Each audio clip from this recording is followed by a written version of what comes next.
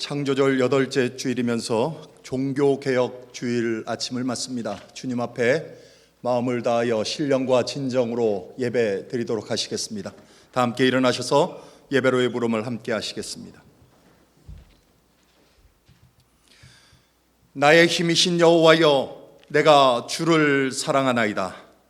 여호와는 나의 반석이시요 나의 요새시요 나를 건지시는 이시요 나의 하나님이시요 내가 그 안에 피할 나의 밥이시요 나의 방패시요 나의 구원의 뿌리시요 나의 산성이시로다.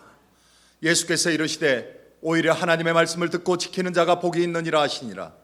내가 복음을 부끄러워하지 아니하노니 이 복음은 모든 믿는 자에게 구원을 주시는 하나님의 능력이 됨이라. 먼저는 유대인에게요 그리고 헬라인에게로다. 복음에는 하나님의 의가 나타나서 믿음으로 믿음에 이르게 하나니 기록된 바 오직 의인은 믿음으로 말미암아 살리라 함과 같으니라. 너희가 내 말에 거하면 참으로 내 제자가 되고 진리를 알지니 진리가 너희를 자유롭게 하리라. 우리 주 예수 그리스도로 말미암아 우리에게 승리를 주신 하나님께 감사하노니 그러므로 내 사랑하는 형제들아 견실하며 흔들리지 말고 항상 주의 일에 더욱 힘쓰는 자들이 되라. 아멘. 금주에 우리가 함께 선포할 하나님의 말씀 로마서 1장 16절 17절의 말씀입니다. 우리 함께 주님의 말씀을 선포하시겠습니다. 나는 복음을 부끄러워하지 않습니다. 이 복음은 유대 사람을 비롯하여 그리스 사람에게 이르기까지 모든 믿는 사람을 구원하는 하나님의 능력입니다. 하나님의 의가 복음 속에 나타납니다. 이 일은 오로지 믿음에 근거하여 일어납니다. 이것은 성경에 기록한 바 의인은 믿음으로 살 것이다 한 것과 같습니다. 아멘.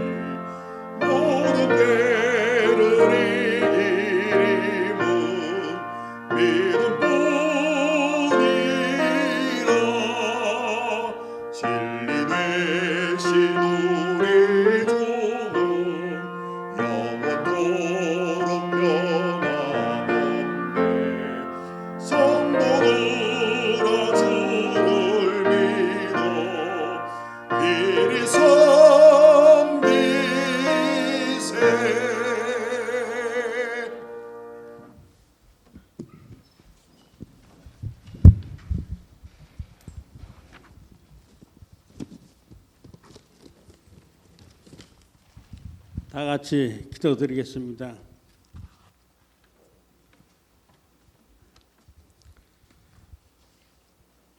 사랑과 은혜가 풍성하신 하나님, 거룩하고 복된 주의 날을 주의 자녀들에게 복 주시려고 주의 종들을 거룩한 제단으로 인도하여 주신 하나님의 사랑과 은혜를 만만 감사를 드립니다. 주님의 은총을 입은 백성들을 불쌍히 여기시고 긍휼히 여겨 주시어서 종들에게 은혜의 은혜를 복의 복을 더하시어 드려오는 예배를 마음껏 험량하여 주시옵시고 종들의 허물과 죄악들을 이 예배를 통하여 깨끗함을 받게 하여 주시옵소서. 사랑이 많으신 주님, 지금 세상은 팬데믹 코로나로 인하여 온 세상을 뒤덮고 사람의 생명을 위협하고 사람의 삶을 파괴하며 온 세계가 공포와 불안과 두려움과 분노와 절망 속에서 우리 인생들의 눈뜬 장님같이 말 못하는 벙어리처럼 걷지 못하는 안전뱅이처럼 무너져가고 있습니다. 말세에 믿음 있는 자를 보았느냐고 탄식하시던 주님의 말씀이 이 엄청난 환난을 지내면서 이제야 종들이 주님의 음성을 듣습니다. 옛날 우리 믿음의 조상들이 광야에서 하나님의 불순종하여 우선 진로를 받을 때 모세가 기도하여 그 기도를 하나님께서 들으시고 높은 망대 위에 놋뱀을 달게 하셔서 누구든지 그 망대를 쳐다보는 자에게 구원을 주신 것 같이 오늘 저희들에게도 주님의 구원을 간절한 마음으로 원하고 기도합니다. 거룩하신 주님, 어느 때까지 종들의 탄식의 시름 소리를 관망하시겠나이까? 이 시간 목사님께서 주시는 하나님의 말씀 가운데서 성령의 능력으로 종들의 혼과 영을 일깨워 일어나게 축복하여 주시옵소서. 아멘. 주님 말씀하시옵소서. 우리가 한마음 한 목소리로 입을 크게 벌려 아멘 아멘으로 하답하겠사옵나이다. 어서 오시옵소서. 어서 오십시오. 주님, 주여, 락필 재단과 락필 권속들을 축복하여 주시옵소서. 예수 그리스도 이름으로 감사하며 간절한 마음으로 기도드리옵나이다. 아멘. 아멘.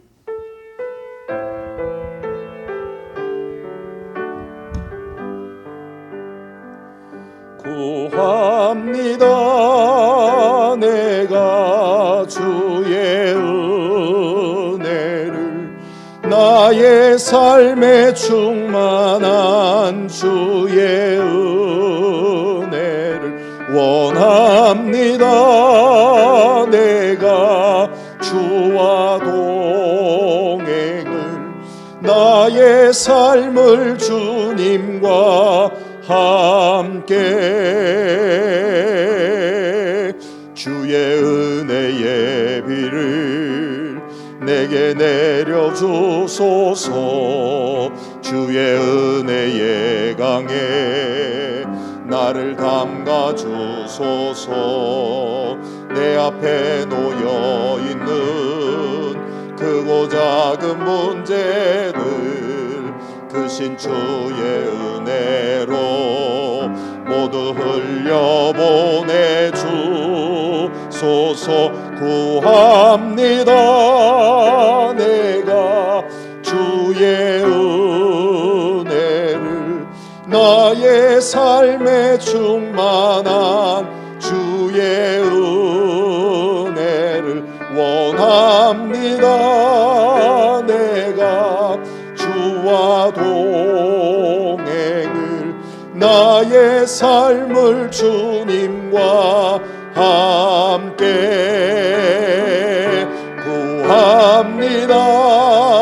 내가 주의 은혜를 나의 삶에 충만한 주의 은혜를 원합니다.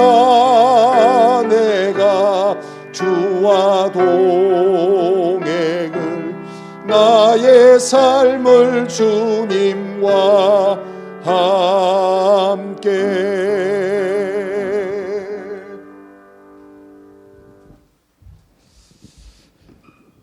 창조절 8째 주일 종교개혁 주일 아침 우리에게 주시는 하나님의 말씀입니다. 마가복음서 10장 35절에서 45절의 말씀입니다. 제가 주님의 말씀을 받들어 봉독하겠습니다. 세베대의 아들들인 야고보와 요한이 예수께 다가와서 말하였다. 선생님, 우리가 요구하는 것은 무엇이든지 해주시기 바랍니다. 예수께서 그들에게 말씀하셨다. 너희는 내가 너희에게 무엇을 해주기를 바라느냐? 그들이 그에게 대답하였다.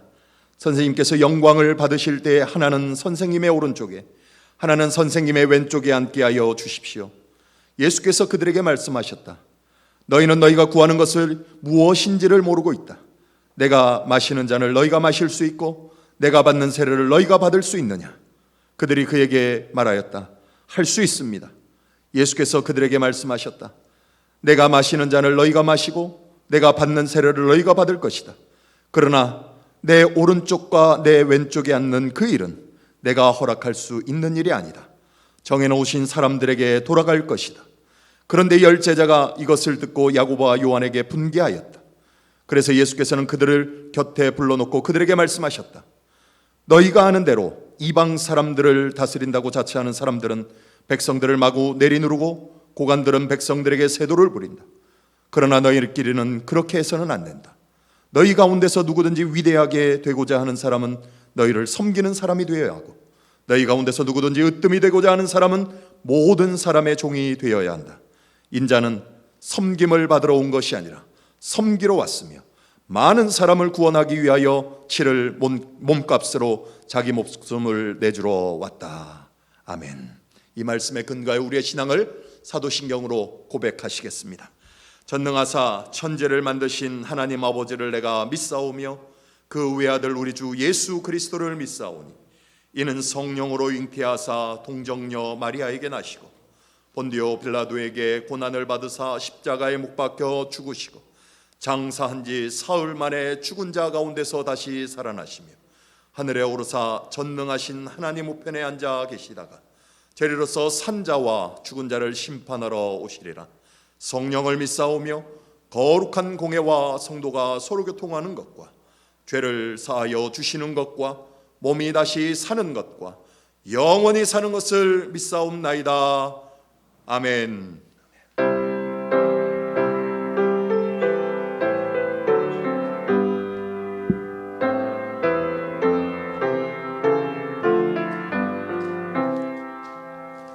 내 주는 강한 성이요 방패와 병기 되시니 큰 환난에서 우리를 구하여 내시리로다.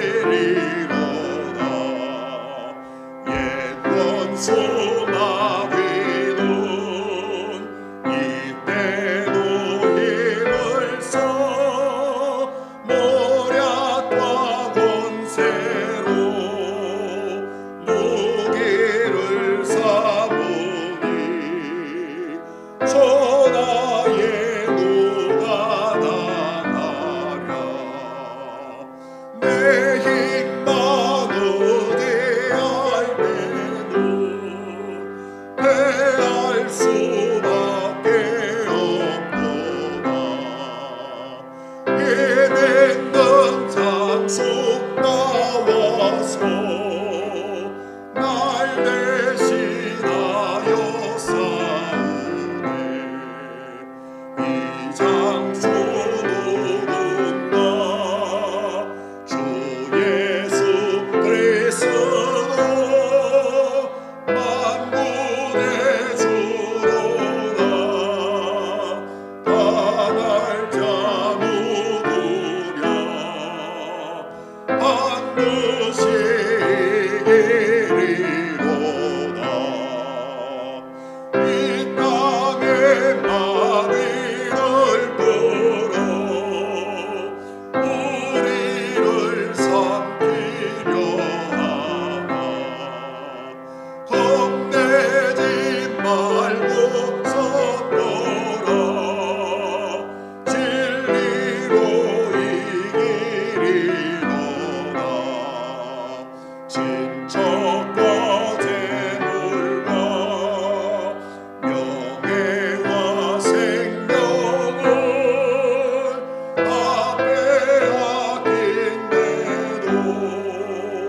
진리는 살아서 그 나라 영원하리라.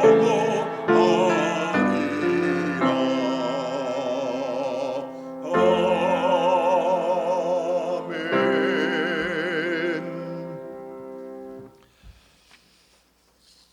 가을비가 내리는 아침입니다. 이제 겨울을 재촉하는 비 같습니다. 여러분들의 삶 가운데 참 주님의 보호와 하나님께서 여러분의 피난처 되심의 그 은혜를 여러분들의 삶에서 늘 누리시고, 이 시간들이 정말 하나님이 나와 함께 하셔요, 하나님이 나의 인도자가 되심을 늘 믿음의 삶에서 고백하고 그렇게 살아갈 수 있는 우리의 신앙, 그리고 우리 공동체의 신앙, 그리고 여러분들의 삶의 모든 영역들이 되시기를 주님의 이름으로 간절히 축원드립니다. 오늘 창조절 8째 주일이면서 종교개혁 주일입니다. 이 아침 우리가 함께 읽은 마가복음 10장의 말씀은 여러분들 잘 아시는 대로 세베대의 아들들 이 야고보와 요한이 예수님께 와서 요청하는 내용으로 시작이 되고 있습니다. 주님께 나와 그들이 이렇게 요청합니다. 주님께서 말씀하신 그 영광의 나라, 그 영광의 나라가 이루고 당신이 그 보좌에 앉게 되면 우리를 오른쪽과 왼쪽에 이렇게 자리에 꼭 허락해 주십시오. 제발 부탁합니다 라고 요청을 합니다. 동일하게 마태복음 20장에는 이 세베대의 아들들인 이 야고보와 요한의 어머니가 와서 그 간구를 요청하죠. 그런데 그 어머니나 이 세베대의 아들들인 야고보와 요한, 그들의 요청은 똑같습니다. 그들의 마음은 또 똑같습니다. 영광의 보좌 좌우에 앉아 출세할 의욕에 그들은 예수님께 나와 요청을 한 것입니다. 그런데 그들이 그렇게 요청할 수 있었던 배경이 있습니다. 그 이유라고 하기는 그렇고 그렇게 할 수 있었던 또 근거가 있어요. 그것은 오늘 본문 이 마가복음 10장 앞쪽에 보면 이런 내용들이 기록되고 그들이 그것에 근거해서 요청을 하고 있어요. 여러분들이 잘 아시는 대로 마가복음 10장 중반부에 가시면 이 부자 청년 하나가 예수님께 와서 묻는 내용이 있습니다. 어떻게 하면 선생님, 선한 선생님, 어떻게 하면 제가 영생을 얻을 수 있습니까? 어떻게 해야 합니까? 묻죠. 거기에 예수님께서 뭐라고 합니까? 계명을 지켜라. 이건 어릴 때부터 다 지켰습니다. 그런데 너에게 부족한 것이 하나가 있다. 네가 재물이 많은 것 때문에 그것으로 근심하고 있다. 그것을 다 팔고 가난한 자들에게 다 주고 너는 나를 따르라 그럽니다. 그러자 근심하고 돌아가지요. 거기에 예수님께서 뭐라고 하십니까? 부자는 하나님 나라에 들어가는 것이 이 낙타가 바늘기에 들어가는 것보다 어렵다고, 오히려 낙타가 바늘기에 들어가는 게 쉽다라고 얘기하시죠. 그 말씀이 끝나자마자 베드로가 이렇게 묻습니다. 마가복음 10장 28절에 보시면 이렇게 베드로가 예수님께 묻습니다. 마가복음 10장 28절입니다. 베드로가 예수께 말씀드렸다. 보십시오. 우리는 모든 것을 버리고 선생님을 따라왔습니다. 예수께서 말씀하셨다. 내가 진정으로 너에게 말한다. 나를 위하여 또 복음을 위하여 집이나 형제나 자매나 어머니나 아버지나 자녀나 논밭을 버린 사람은 지금 이 세상에서 박해도 받겠지만 집과 형제와 자매와 어머니와 자녀와 논밭을 100배나 받을 것이고 오는 세상에서는 영원한 생명을 받을 것이다 그럽니다. 그뿐만 아니라 이 마태복음 20장 동일한 이 기사의 내용 가운데는 이게 덧붙여져 있습니다. 마태복음 20장 28절에는 그 예수님의 베드로의 질문 앞에 예수님께서 이렇게 얘기하시죠. 예수께서 그들에게 말씀하셨다. 내가 진정으로 너에게 말한다. 내 새 세상에서 인자가 자기의 영광으로 보좌에 앉을 때 나를 따라온 너희도 12 보좌에 앉아서 이스라엘 12지파를 심판할 것이다 그렇습니다. 이 이야기를 듣고 가만히 있지 못했죠. 그러자 야고보와 요한이 이제 그 영광의 자리, 그걸 요청하고 있는 겁니다. 이 야고보와 요한은 여러분들 잘 아시는 대로 베드로와 함께 예수님의 최측근에 있었던 사람입니다. 베드로와 요한 그리고 야고보, 이 세 사람은 그래서 예수님이 구장의 변화산상에 올라가셨을 때 그때 함께 따라갈 수 있었던 선택받은 자 중에 세 사람이 있습니다. 여러분들이 잘 아시는 대로 베드로는 수석제자로 알고 있었지 않습니까? 수석제자라고 한다면 제자들에게 있어서 한 반장처럼 그 제자들의 무리를 이끌었던 자였지. 그러면서 베드로를 제쳐놓고 이 야고보와 요한이 예수님께 이 보좌의 좌우편에 앉을 수 있도록 허락해달라고 요청할 수 있었던 것은 이 또 베드로의 질문, 이 대답 이후에 예수님이 한마디를 덧붙인 것에 근거하고 있어요. 그게 뭐냐? 마가복음 10장 31절, 바로 오늘 본문 바로 앞부분에 있는 건데요, 그 얘기 가운데 이런 얘기가 있어요. 그러나 첫째가 꼴찌가 되고 꼴찌가 첫째가 되는 사람이 많을 것이다. 베드로는 첫째니까 걔는 꼴찌 되겠구나. 그럼 우리가 그 다음 첫째. 그 말씀 덕분에 그들이 예수님께 이런 요청을 하는 겁니다. 참 재밌는 해프닝이죠. 그런데 이 예수님께 요구한 야고보와 요한의 요청, 그리고 이 본문이 가지고 있는 이 내용들은요, 거기에서만 해석이 돼서는 안 돼요. 바로 그 이야기들, 첫째가 꼴찌가 되고 꼴찌가 첫째가 된다는 그 이야기들이 쭉 이어지고 그 다음 야고보와 요한의 이야기가 일어나기 바로 앞부분에 이 이야기를 전제하고 있어요. 그 본문과 함께 해석이 안 되면 이거는 오해하기 딱 좋습니다. 그 본문이 뭐냐? 여러분들 잘 아시는 대로 마가복음 10장 32절에서 34절의 말씀입니다. 예수님께서 이제 마지막 당신의 죽음, 고난, 순환에 대한 예고를 하시는 얘기예요. 그 말씀을 한번 보십시오. 32절부터 보시며 그들은 예루살렘으로 올라가고 있었다. 예수께서 앞장서서 가시는데 제자들은 놀랐으며 뒤따르는 사람들은 두려워했다.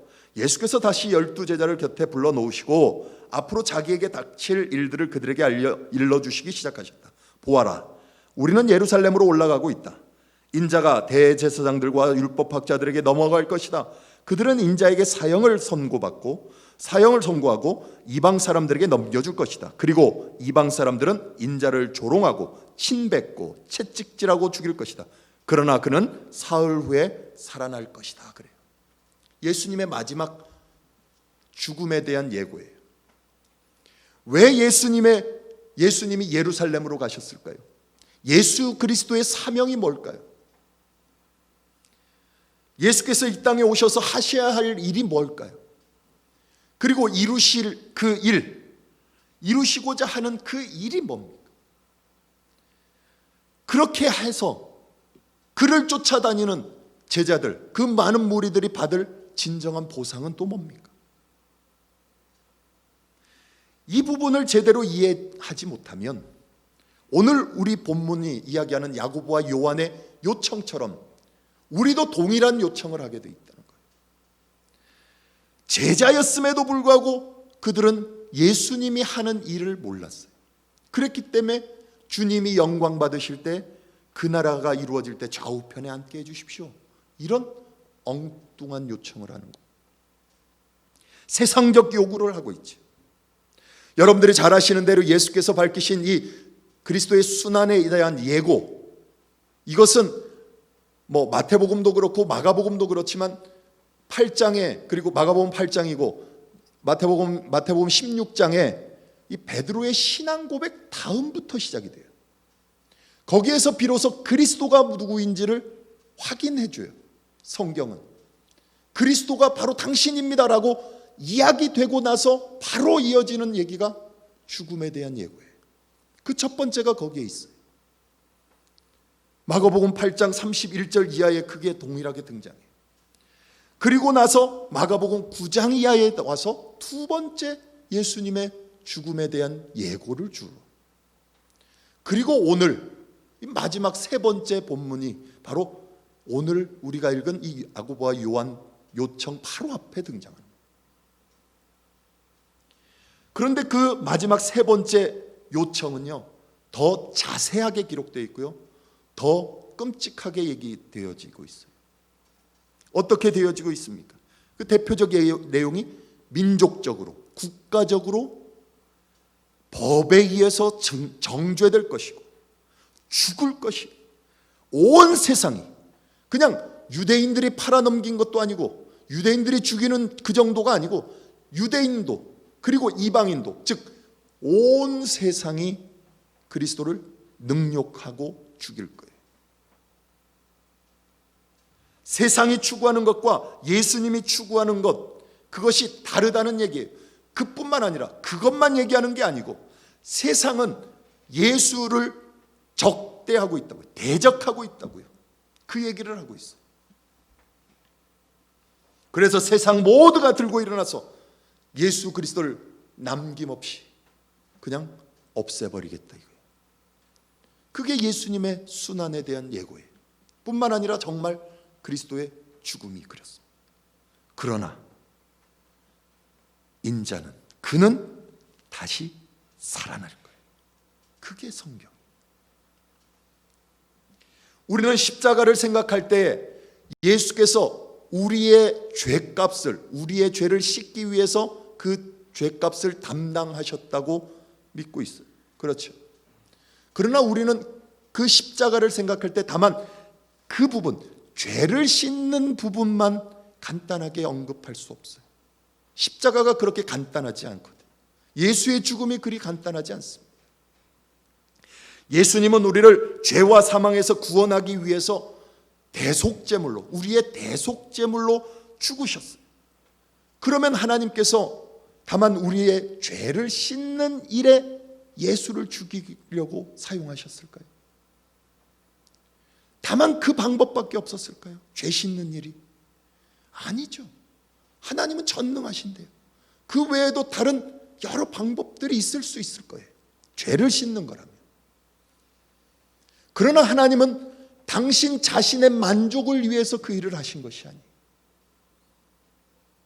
우리를 위해서, 여러분들을 위해서 그 일을 감행하신다는 거예요. 우리를 위하신다는 것은 다만 우리를 죄에서 끄집어내는, 다만 죄를 씻는 데에 있는 것이 아니라, 그것뿐만 아니라 죄로 말미암아 없어졌던, 파괴됐던, 하나님께서 창조 당시에 우리를 만드실 때 이미 우리 안에 허락하셨던 하나님의 그 형상, 하나님께서 우리 안에 허락하셨던 목표, 계획, 이 모든 것들까지도 회복시키시고 우리 안에 충만케 하시려고 우리에게 십자가를 주셨다는 거예요. 그게 십자가예요. 이게 바로 예수님이 우리에게 보여주시는 예수님의 개혁인 겁니다. 개혁. 십자가가 바로 그 개혁이에요. 다만 죄에서 끄집어내는 것만이 아니라 우리를 회복시켜내는 거예요. 회복. 그게 개혁이에요. 예수 그리스도의 개혁, 하나님의 개혁인 거예요. 그래서 성경은 그것을 뭐라고 얘기하느냐, 우리 잘 아는 말씀이죠. 고린도전서 1장 18절의 말씀 같이 한번 읽어보십시다. 고린도전서 1장 18절 같이 해보시죠. 십자가의 말씀이 멸망하는 자들에게는 어리석은 것이지만 구원을 받는 사람인 우리에게는 뭐요? 하나님의 능력입니다. 하나님의 능력이 바로 개혁의 역사예요. 이것을 오늘 우리가 함께 선포했던 금주의 말씀인 로마서 1장 16절의 말씀에서는 뭐라고 그 이야기를 합니까? 함께 또 보시죠. 같이 한번 더 읽어보실까요? 나는 복음을 부끄러워하지 않습니다. 이 복음은 유대 사람을 비롯하여 그리스 사람에 이르기까지 모든 믿는 사람을 구원하는 하나님의 능력입니다. 하나님의 능력이에요. 개혁이에요. 다만 죄 씻음에만 근거하지 않아요. 우리를 회복시켜내시고 살려내시고 그 하나님이 목적하셨던, 계획하셨던 그 하나님의 하나님 되신 그 성품을 우리 안에 회복시켜내시는 거예요. 그게 개혁이에요. 제가 그래서 종교개혁 이야기 좀 하려고 그래요. 여러분들 잘 아시는 대로 종교개혁 10월 31일이 종교개혁 기념일이에요. 종교개혁일. 근데 우리 교회 달력도 그렇고요. 웬만한 우리 가지고 있는 달력들 다 보면 10월 31일 그 밑에 뭐라고 써 있는지 아세요? 할로윈데이라고 써 있어요. 다 할로윈데이예요. 우리는 그걸로 빼앗겼기 때문에 종교개혁이 뭔지를 모르고 살아요. 그 31일, 10월 31일이 종교개혁일이기 때문에 그 앞주인 오늘 우리가 그 개혁 기념일, 종교개혁 기념 주일로 예배를 드리는 거예요.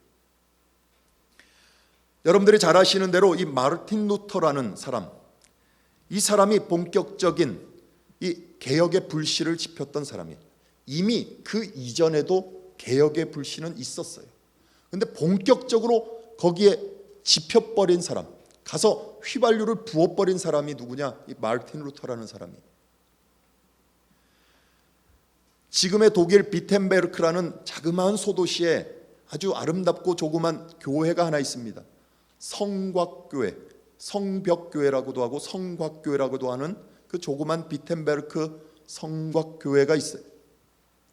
그 교회 앞에, 이 교회 정문에 1517년 10월 31일 날 이 마르틴 루터가 95개의 반박문, 이 논제를 비판하는 반박하는 그 비판문을 거기다 다 붙였던 것을 시작으로 이 종교개혁이 크게 일어납니다.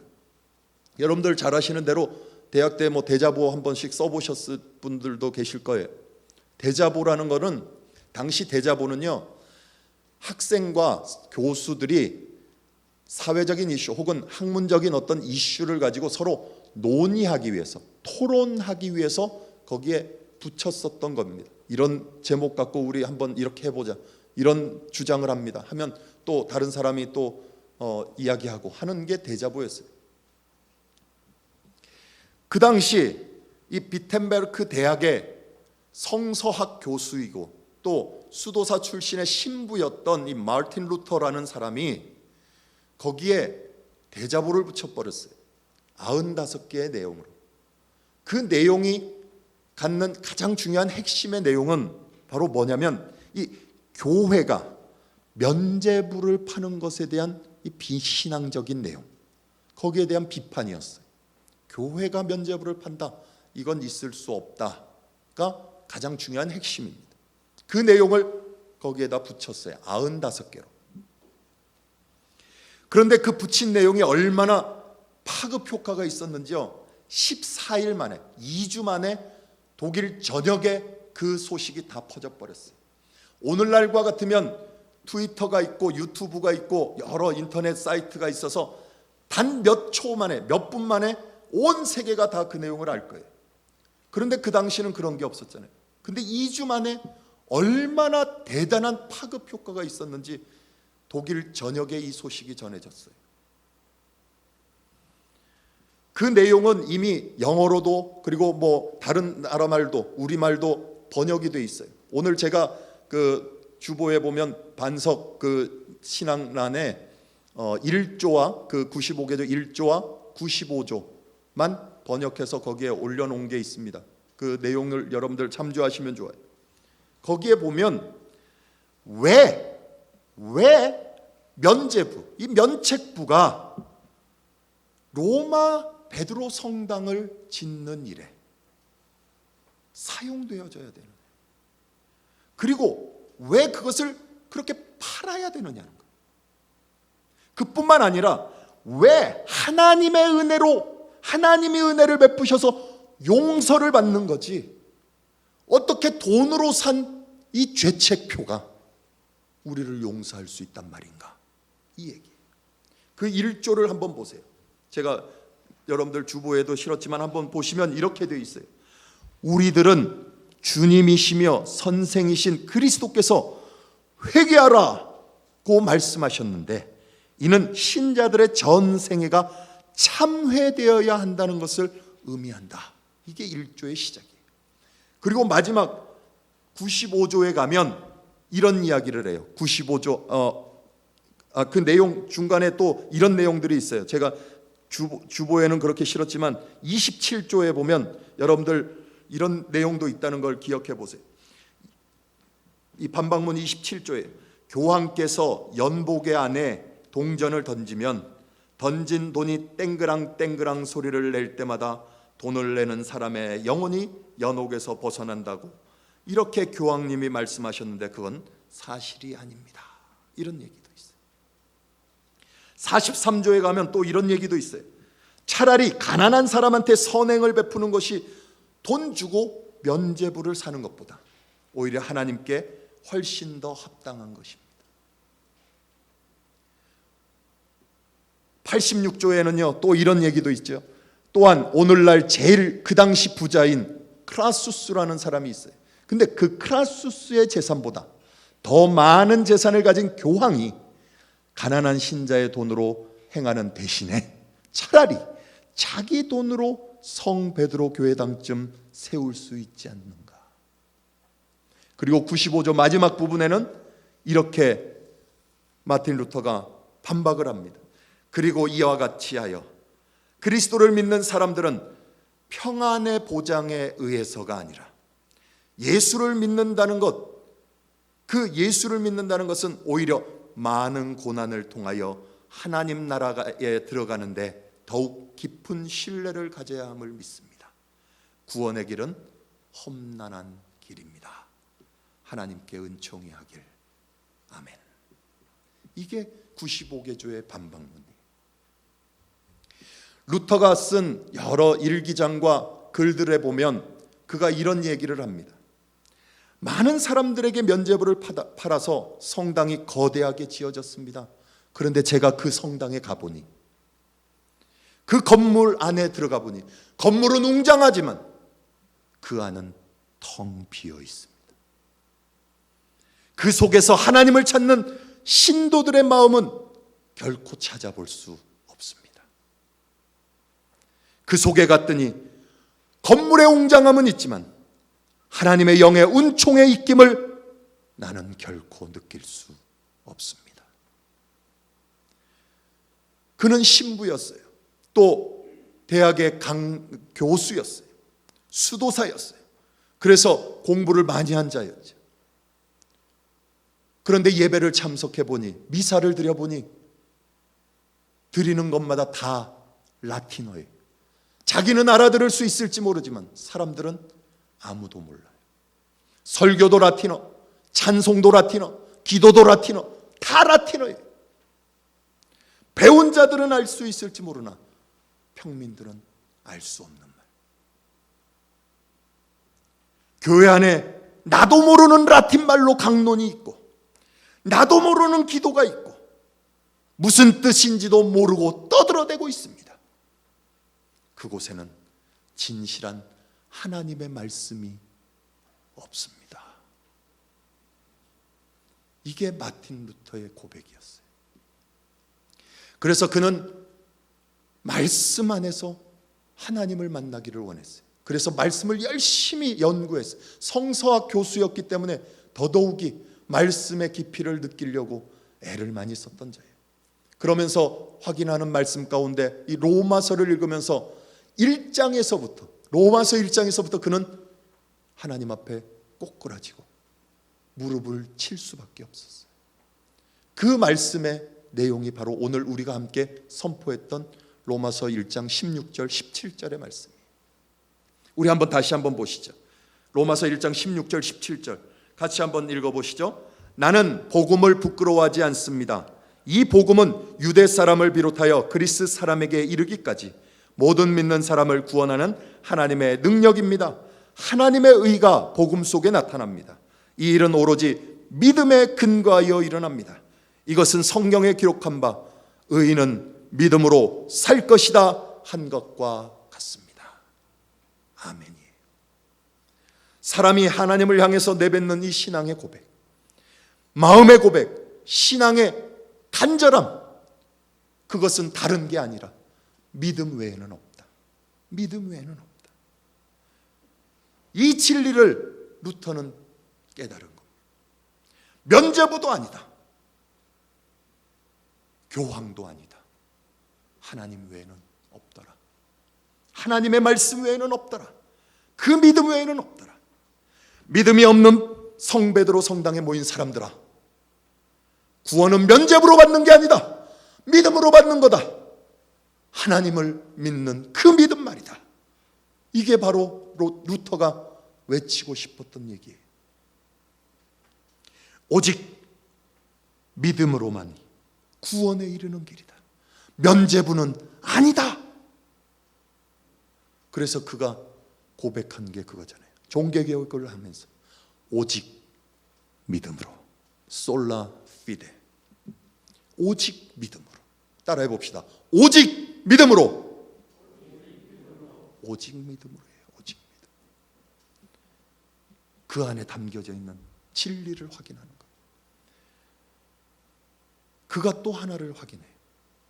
그가요 1521년에 이 주교회로부터 그리고 교황청으로부터 부름을 받습니다. 이제 재판하기 위해서.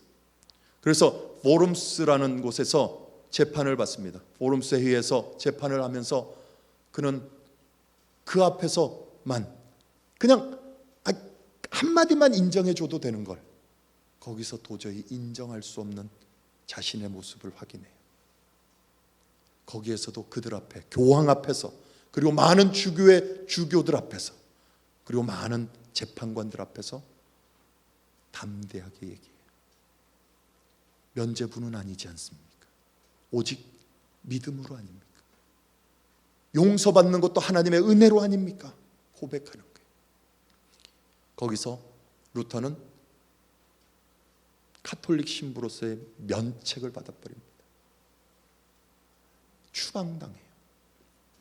그리고 집에 돌아온 그가 이제 계속적으로 종교개혁을 이루기 위해서 하나님의 말씀을 선포하면서 이제 1525년에 수녀였던 캐서린이라는 여인과 결혼을 합니다. 그러면서도 이 종교개혁에 대한, 이 종교개혁이 아니죠, 그에게 있어서는 진짜 말씀, 하나님의 말씀이 선포되는 게 중요한 거였기 때문에 그걸 위해서 몸부림칩니다. 그런데 하루는 병이 들어서 그가 방에 꼼짝 않고 누워 있었어요. 그러자 그 부인인 캐서린이 상복을 입고 문을 열고 그 방에 들어옵니다. 그러자 마틴 루터가 그래요. 누가 죽었느냐? 누가 죽었느냐? 그러자 그 캐서린이 그런 얘기를 해요. 하나님이 죽었습니다. 하나님이 죽었습니다. 아니 무슨 불경스러운 말을 그렇게 하느냐? 생각해 보시오. 하나님이 죽지 않았다면 당신이 이렇게 누워서 아파서 쓰러져 있는 꼴이 말이 되겠습니까? 그 소리를 한 거예요. 그러자 루터는 자신의 침상을 툴툴 털고 나가서 다시 복음을 전합니다. 복음을. 그러면서 그가 깨달은 거예요. 하나님 외에는 아니구나. 하나님밖에 없구나를. 오직 믿음으로 라는 걸 깨달으면서 또다시 이 하나를 더 깨달은 거예요. 하나님, 그 하나님이 베푸시는 은혜 아니구나. 우리를 만나시기 위해서 우리에게 찾아오시고 우리를 구원하시기 위해 우리에게 베푸시는 그 사랑, 하나님의 은혜 베푸심 아니고는 우리에게는 믿음도 구원도 없구나. 그래서 그가 외치죠. 오직 은혜로, 오직 은혜로, 솔라 그라치아. 오직 믿음으로, 오직 은혜로 이 삶을 말씀 안에서 그가 회복해요. 확인하는 거예요. 믿음과 이 하나님이 베푸시는 믿음과 은혜가 만나서 우리 안에 하나님의 구원을 이루신다는 것, 그것을 그는 몸부림치며 확인하는 거예요. 그뿐 아니라 그는 또 하나를 깨닫죠. 많은 교회를 가도 사람들에게 선포되는 말씀이 다 라틴어고 알아들을 수도 없고 깨달을 수도 없는, 아니 하나님을 알 수도 없고 하나님의 믿음을 알 수도 없고 하나님이 베푸시는 은혜를 알 수도 없으니 구원이 뭔지도 모르고 하나님이 누구신지도 모르는 이 안타까움, 그것을 확인할 수 있는 하나의 보물창고, 믿음이 들어있고 은혜가 들어있는 그 보물창고가 하나 있다는 거예요. 그 보물창고가 뭐냐? 말씀이더라는 거예요. 말씀. 성경 말씀을 펼쳐더니 그 안에 믿음이 있고, 그 안에 은혜가 있고, 그 안에 구원이 있고, 그 안에 하나님 나라가 있더라. 그래서 그는 오직 성경으로 이 구호를 외친 거예요. 오직 성경으로. 보물창고, 이 보물상자를 여니 그 안에 생명이 있고 복음이 있고, 그래서 그는 성사학자로서 사람들이 아무것도 모르는 라틴어 듣고 있는 것 답답해서 그는 독일어 성경을 그때 번역해서 사람들이 읽게 하는. 오늘 우리는 우리말로 혹은 영어로 성경을 읽잖아요. 그 시초가 거기에 있었어요. 그곳에서 하나님의 진리를 알고 하나님을 알고 하나님을 깨닫는 거예요. 로마서 10장 17절에 바울 사도가 뭐라고 했습니까? 그러므로 믿음은 들음에서 생기고 들음은 그리스도를 전하는 말씀에서부터라. 믿음은 들음에서예요. 들어야 알지요. 깨닫지요. 전하는 자가 없는데 어찌 듣겠습니까? 듣지 못하는데 어찌 깨닫겠습니까? 어찌 믿겠습니까? 하나님의 말씀을 통해서 우리는 아는 거예요. 누구를? 하나님을. 하나님의 은혜를, 그 믿음을 아는 거지. 오직 믿음으로, 오직 은혜로, 오직 말씀으로 사람이 구원을 얻는 그 길, 이것이 바로 진정한 구원의 일이다. 루터가 시작한 일, 교회의 면죄부 매매로부터 시작했어요. 그 과정과 결과는 예상을 엄청나게 뛰어넘는, 다만 면죄부만 어떻게 하려고 했는데 이게 교회를 뒤집어 놓는 개혁의 역사가 일어나 버렸어요. 그러나 루터는 결코 종교를 바꿀 생각으로 개혁한 것이 아니었어요. 종교는 껍데기에 불과한 거예요. 껍데기에 불과한 거예요. 성베드로 성당이나 종교가 종교 개혁 이후에 변한 게 있습니까? 아니요. 가보세요. 똑같습니다. 그때나 지금이나. 우리 락베라닌 장로교회 35년이 세월이 지났어요. 이 건물이 변한 게 있습니까? 똑같습니다. 껍데기는 변하지 않습니다. 껍데기를 변화시키려고 그는 종교 개혁을 일으킨 것이 아닙니다. 개혁은 종교라는 껍데기의 변화가 아니에요. 그 안에 있는 심령이 변화되고 마음이 변화되고 인생이 변화되는 것. 그래서 하나님의 형상이 회복되어지고 하나님의 목적하심과 계획하신 그 구원의 역사가 우리 안에 이루어지는 것. 그것이 진정한 개혁이에요.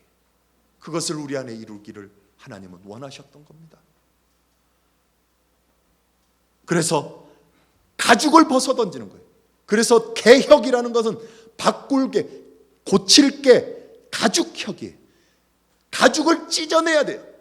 찢어내지 못하면 안 돼요. 그리스도께서 그 몸을 십자가에서 찢어내셨던 것처럼 우리는 우리의 가죽을, 이 허울 좋은 껍데기를 찢어내야 돼요. 그리고 그리스도의 새 옷을 입어야 돼요. 그리스도의 십자가의 옷을 입어야 돼요. 하나님께로부터 주는 믿음의 옷을 입어야 돼요. 은혜의 옷을 입고 회개의 영을 밟고 성령의 옷을 입어야 되는 거예요. 그게 개혁이에요. 그때 우리는 십자가의 그리스도와 함께 철저히 죽는 거죠. 그리고 내가 사는 게 아니에요. 그리스도께서 사시기에 내가 사는 거예요. 그리스도께서 사시기에. 그래서 우리 사람들이 많은 얘기 하잖아요. Ad fontes라고. To the source. 근본으로 돌아가자. 근본으로 돌아가자. 그게 어디예요? 십자가로 돌아가죠. 말씀으로 돌아가죠. 예수께로 돌아가고 하나님께로 돌아가는 거예요. 그게 개혁이에요. 오늘 본문 마가복음 10장에서 예수님이 하시는 말씀이 그거 아니에요. 십자가로 돌아가죠. 그래서 마틴 루터는요, 이 말씀을 묵상하면서 하나님이 정말 살아계신지를, 하나님이 이 죄악의 자리일까, 내가 받고 있는 이 심판의 자리에서도 하나님은 함께 하시는지. 그래서 포럼스 그 회의 가운데, 재판 가운데서 그는 그런 얘기를 해요. 하나님, 저는 여기 서 있습니다. 나의 힘이신 여호와여, 나를 도와주옵소서. 시편 18편의 찬양 여러분들 잘 아시죠? 그게 근거가 돼서 오늘 아까 우리 불렀던 585장 내주는 강한 성이요, 이 찬송가가 만들어졌어요. 제가 오늘 설교가 좀 길어요. 제가 준비한 게. 그래서 안 하려고 했는데 이 찬양 우리 같이 한번 했으면 좋겠어요. 여러분들 다 아는 찬양이죠. 나의 힘이신 여호와여 내가 주님을 사랑합니다. 이 시편 18편의 찬양, 여러분들의 마음을 하나님 앞에 고백해 보세요. 이 마틴 루터처럼 정말 가죽을 찢듯 여러분의 마음을 하나님 앞에 찢으며 오직 여러분의 힘은, 여러분의 구원은 하나님께만 있다는 것을, 그 하나님을 찬양하겠다는 것을, 그 하나님만을 사모하겠다는 것, 그 고백이 여러분들 안에 있어져야 돼요. 한번 같이 한번 찬양하시죠.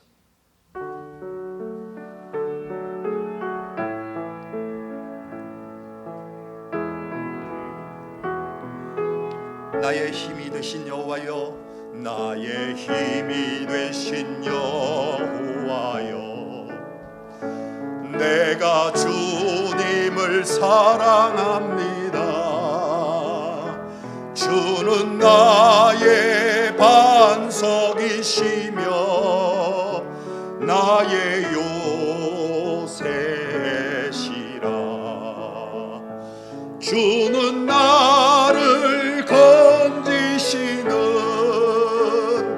나의 주, 나의 하나님, 나의 피할 바이시요, 나의 방패시, 나의 하나님, 나의 하나님,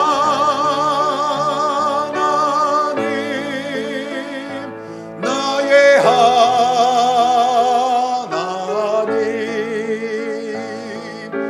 구원의 뿌리시요, 나의 산성이라. 나의 생명 되신, 나의 생명이신 여호와여,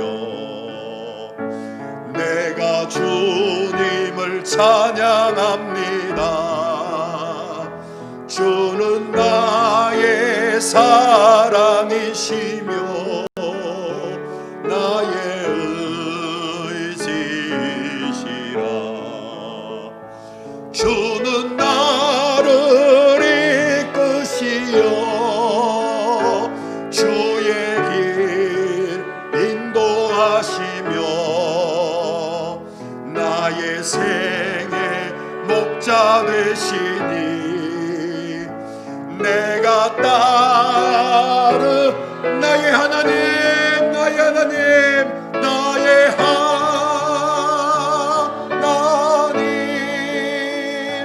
나의 하나님,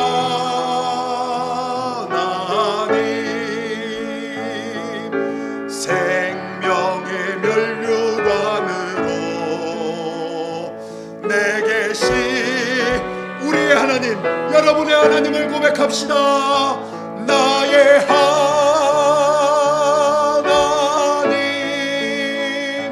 나의 하나님,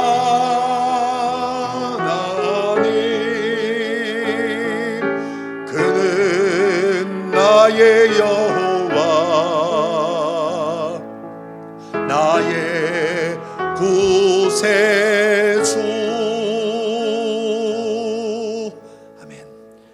마가복음 10장 오늘 본문으로 한번 와보십시오. 예수님께서 우리에게 주시는 이런 교훈의 말씀, 근본으로 돌아가라는 것, 십자가로 돌아가는 말씀 가운데 이런 말씀을 우리에게 주시죠. 43절부터 보십니다. 그러나 너희끼리는 그렇게 해서는 안 된다. 너희 가운데서 누구든지 위대하게 되고자 하는 사람은 너희를 섬기는 사람이 되어야 하고, 너희 가운데서 누구든지 으뜸이 되고자 하는 사람은 모든 사람의 종이 되어야 한다. 인자는 섬김을 받으러 온 것이 아니라 섬기러 왔으며 많은 사람을 구원하기 위하여 치를 몸값으로 자기 목숨을 내주러 왔다. 예수 그리스도의 이 온전한 개혁의 역사, 우리는 이 종교개혁 주일 아침 하나님의 말씀 앞에 이 말씀을 듣습니다. 사랑하는 성도 여러분, 16세기 중세교회의 부패, 그것이 프로테스탄트, 이 개신교회를 낳았습니다. 2020년 오늘 503주년 이 종교개혁 주의를 맞는 오늘 이 아침에 우리의 모습에서는 무엇을 보고 계십니까? 중세교회, 가톨릭교회가 부패했고 교황이 부패했다, 이거 외치는 것만 원하십니까? 21세기에는 부패를 개혁하고자 외쳤던 개신교회들이 오히려 개혁되어야 된다고 지금 소리를 높이고 있어요. 참으로 부끄럽지 않습니까? 잘못된 것을 고치자고 외쳤던 그 교회들이 이제 고쳐받아야 된다고, 고침받아야 된다고 손가락질 받고 있습니다. 오직 믿음으로, 오직 은혜로, 오직 말씀으로, 오직 그리스도로, 오직 하나님의 영광을 위하여 주님 십자가 앞에 우리의 삶을 내려놓고 우리의 가죽을 벗기고 우리의 속마음을 고쳐내어서 하나님의 은혜를, 하나님의 구원을, 그 신앙을 회복해야 되는 거예요. 그게 오늘 종교개혁을 맞는 우리의 신앙의 모습이요, 우리가 살아가야 될 내용이에요. 그래서 개혁된 교회는요, 항상 개혁되어져야 돼요. 교회가 교회되어야 된다는 올해 우리의 표어가 있잖아요. 그 모습이 어디에 있어요? 바로 그거예요. 개혁된 교회는요, 항상 개혁되어져야 돼요. 이 교회가 되기 위해서, 진정한 교회가 되기 위해서 가죽을 벗어던지고 우리의 몸을 십자가에서 찢어내고 그리스도와 함께 죽어야 돼요. 그게 우리가 살아가야 될 신앙입니다. 종교개혁 주일 아침 여러분에게 주시는 하나님의 말씀입니다. 말씀을 생각하며 묵상하십시다.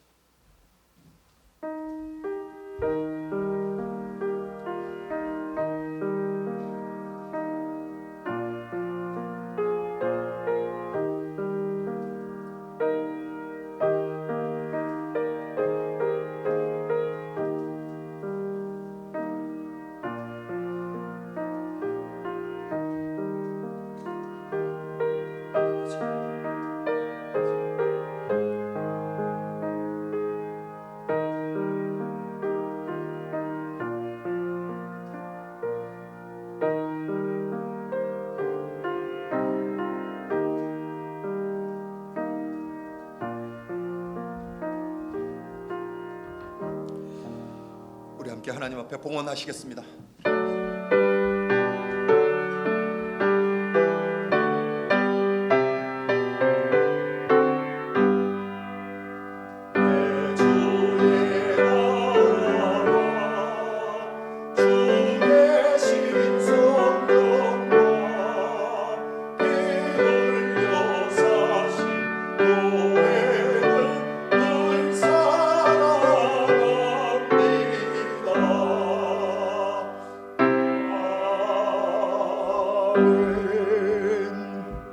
나의 힘이신 주님, 방패요 산성이요 구원이요 요새이시요 생명이요 사랑이 되신 하나님, 우리를 당신의 자녀 삼으셔서 우리로 당신을 아빠, 아버지라 부를 수 있는 은혜를 허락하여 주심을 감사드립니다.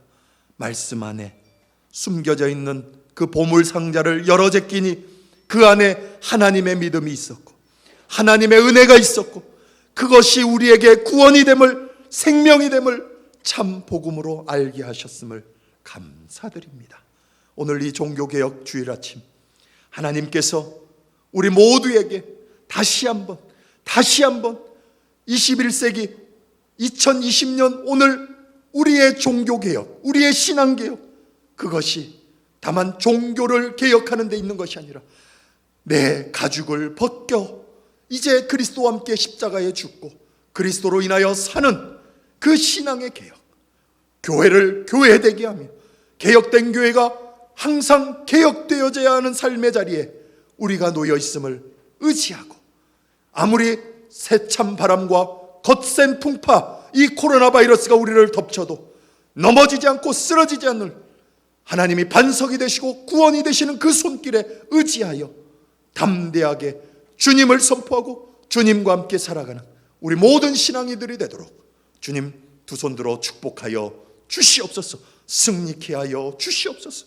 오늘 이 시간 하나님 앞에 드리는 온전한 예배의 헌신과 또 간절한 기도의 제목을 담아 드리는 봉헌이 있습니다. 하나님 그 모든 것 받으셔서 하나님께서 기뻐하실 일로, 하나님께서 영광 받으실 일로, 하나님의 복음이 나라와 민족을 뚫고 세상 끝까지 전파되는 그 일에 온전히 사용되어져 복음의 역사들, 하나님의 능력의 역사들이 우리에게뿐만 아니라 모든 믿는 자들에게 나타날 수 있도록 주님 이 예물과 우리의 헌신과 우리의 마음을 온전히 사용하여 주시옵소서. 드려진 그 손길을 하나님께서 더 큰 능력으로 함께하여 주시기를 빌고 나올 때 존귀하신 예수 그리스도 이름으로 간절히 축복하며 기도하옵나이다. 아멘. 우리 앞뒤 좌우편에 계신 분들과 함께 평화의 인사를 나누십시다.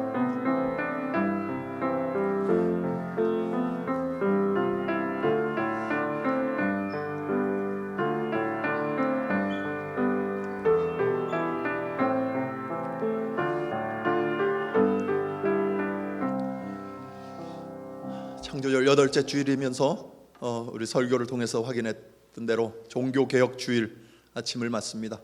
이 거룩한 성전에 여러분들이 모여 있으면 주님을 찾고 주님을 구하고 주님께로 돌아가기 위한 몸부림인 줄 믿습니다. 여러분들 안에 그 몸부림이 여러분들의 힘이 아니라 하나님이 반석이 되시고 구원이 되시고 생명이 되셔서 이끌어내시는 그 은혜의 손길로 여러분의 삶이 평안과 은혜와 삶의 풍족함이 늘 그리스도 안에 채워지기를 간절히 축원드립니다. 우리 영상으로 함께 예배하는 우리 모든 성도들에게도 동일한 은혜의 역사가 늘 넘쳐나시기를 다시 한 번 더 축원드립니다. 예배와 기타 모임들 여러분들 주보를 참조해 주시면 감사하겠습니다. 지난 주일 광고 드린 대로 우리 어린이부 주일학교에서 이제 빛으로 오신 예수님이라는 주제를 가지고 할로윈데이를 세상에서는 하지만 우리는 이제 홀리윈이라는 날로 함께 모여서 하나님을 예배하고 또 함께 즐기기를 원합니다. 그런데 팬데믹 때문에 모이지 못하고 온라인에서 함께 모입니다. 지난주에 광고 드린 대로 여러분들이 관심 가져주시고 캔디, 초콜릿 오늘 아마 2부 예배까지 해주시면 아마도 주일학교 선생님들이 오후에 오셔서 정리를 하신다고 그러시는 것 같습니다. 여러분들 많은 기도와 적극적인 후원 부탁을 드리겠습니다. 다음 주일부터 벌써 이제 데일라이트 세이빙스 타임, 이 여름 썸머 타임이 끝납니다. 그래서 1시간이 땡겨지죠. 예, 그래서 여러분들에게는 1시간 더 주무실 수 있는 기회가 다음 주일은 있습니다. 예, 근데 똑같습니다. 그렇게 자는 거나 일어나는 거나 나중에 또 피곤한 거는 똑같습니다. 예, 그래도 예배 시간에는 착오 없도록 여러분들 함께 협조해 주시고 동참해 주시면 감사하겠습니다. 교회 앞에 또 혹시 알리실 말씀 있으십니까? 예, 없으시면 우리 함께 하나님 찬양하시겠습니다.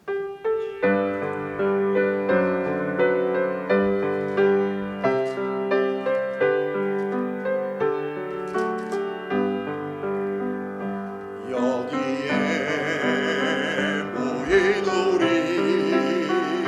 주의 은총 받은 자여라.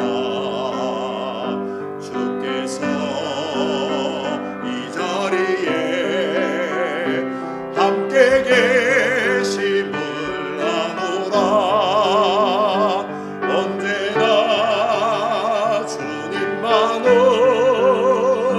찬양하며 따라가리니 시험을 당할 때도 함께 계심을 믿노라. 이 믿음 나오고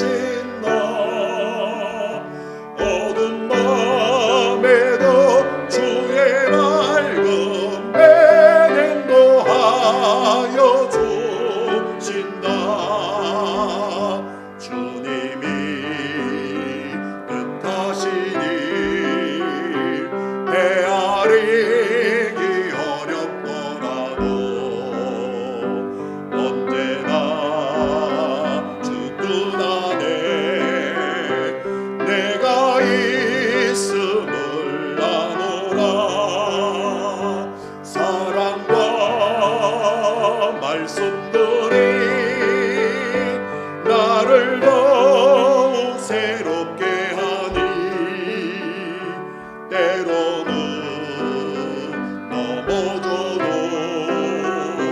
최후 승리를 믿노라. 이 믿음 더욱 권세라. 주가 지켜주신다. 어두운 밤에도 주의 밝은 면 인도하여 주신다.